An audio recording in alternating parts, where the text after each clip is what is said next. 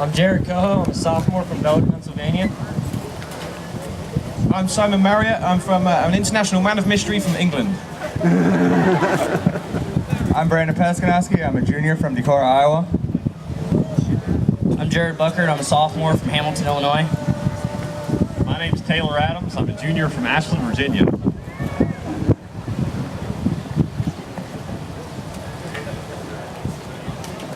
All right, you guys about ready? Are you guys ready? All right, so we'll explain the rules for our timer here. So these guys are going to take these parts.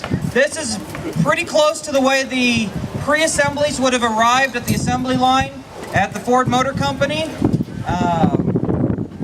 So they're going to take these parts and put them together. Once you yell go, they will start, and the time does not stop until it is a running, driving car that they have to hand crank. So as we go through this, I'll be telling some information and facts about the Model T, but if anyone's got any questions about the car, the program, the team, just yell them out and we'll get them answered for you, all right? So whenever you're ready, just yell. Go! All right, 1926 was the first year Ford offered these wire wheels, which are pretty traditional to what we think of as a wheel today. Before that, they were more like a bicycle, where the wheel, you had to take the tire on and off of the wheel stayed on the car. And so if you could imagine having to change that on a muddy, dirty road in the middle of the night, you could see how these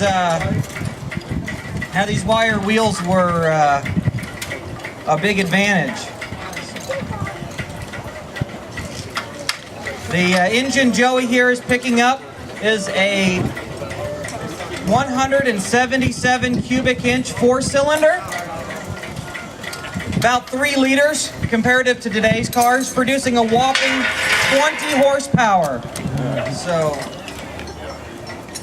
but in the teens, 20s, it was not about horsepower, it was about how much work you could get done with it, and the Model T was a powerhouse. People used them for everything. It may have only produced 20 horsepower, but it was kind of an engineering marvel at the time. You did not have an oil pump, did not have a water pump, no fuel pump, and the thing produced its own electricity. It had a set of magnets on the back of the flywheel that would spin as it ran. What's our time right now? 1 minute 30. 1:30 to get that engine in there.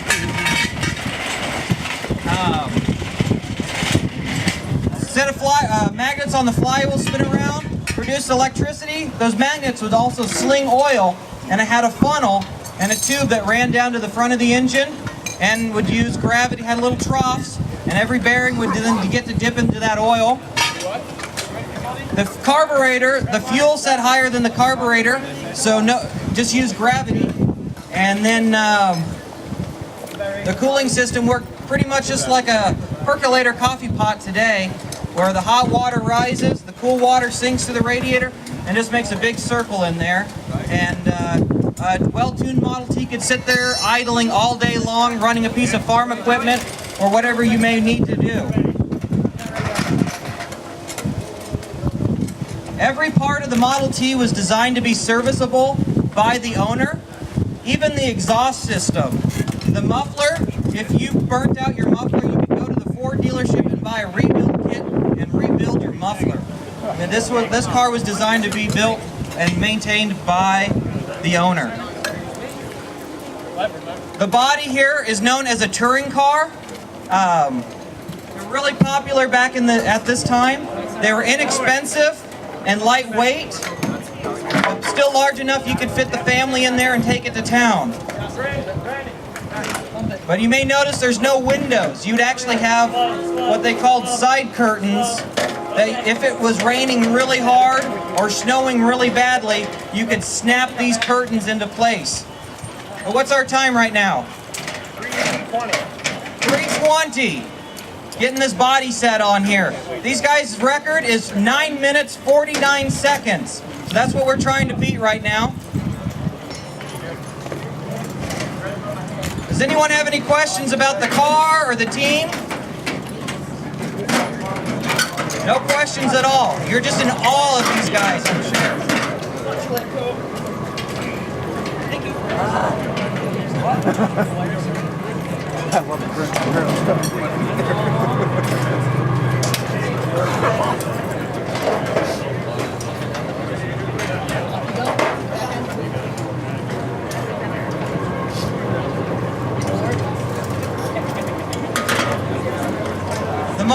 The engine, when they were putting that in, you may have noticed that on the back of the transmission there were 3 pedals. But still it drives a little different than what a normal manual transmission would be today. Your pedal on the left is your clutch, but when you push it all the way in, that activates low gear. You take your foot off the clutch and it puts it into high gear. 2-speed transmission, and neutral is somewhere in the middle. Kind of changes from car to car. But the pedal on your right is your brake, which actually is a band that slows the drive shaft. You didn't have brakes on the wheels like on a car today. And the pedal in the middle was your reverse. You would hold it in neutral and then press your middle pedal to put the car into reverse. Your throttle was actually on the steering column, and so you'd have to adjust your ignition spark. The faster you would go, the more advance you would need, and change that for speed, and then use your throttle on the right-hand side of the steering wheel.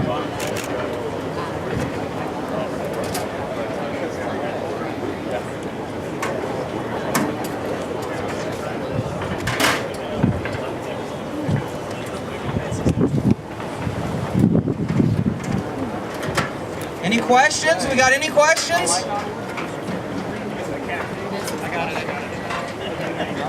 Ryan, what did it cost new? I'm sorry? What was the price new of that car? The price new of the car? About at this time, it was about $350 for this car by 26. They'd gotten down at one point to $280, but you didn't get a starter and you didn't get a battery, and I think you got a spare wheel, but no tire on that wheel. Anything to save $1.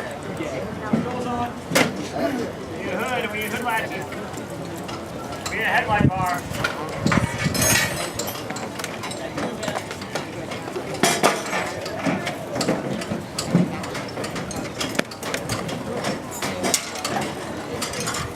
Get these guys going. What's our time right now? 6:25? This thing's going together quick. I think they're ready to get out of the sun. I need help under here, guys. This little steering rifle. Yeah, make sure the steering's tight. How many people have seen the car here before? Our old car. How different is this? This is a lot more car, isn't it? Yeah. And pretty similar time. These guys have really come together.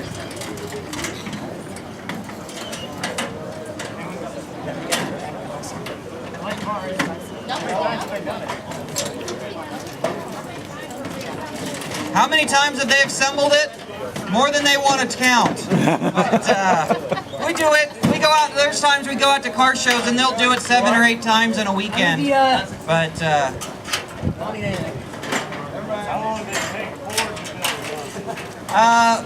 I've heard different numbers all the time. Every book has a different time.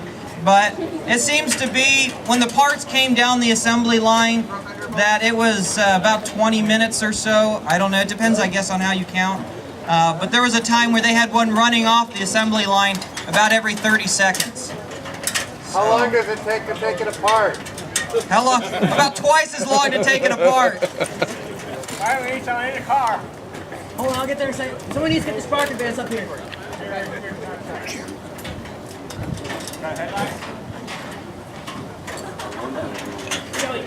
You got a problem, guys. What's our time right now? 8:05. For our spark advance. The thing that was brought in. Got it? Run off jack stand. Got it? All right. Jared, somebody get the throttle.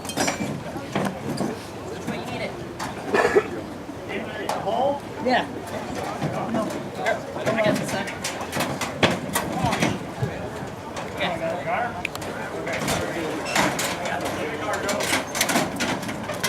right, we're getting ready to start it here. But not till it runs. Oh, we got it to fire. There we go!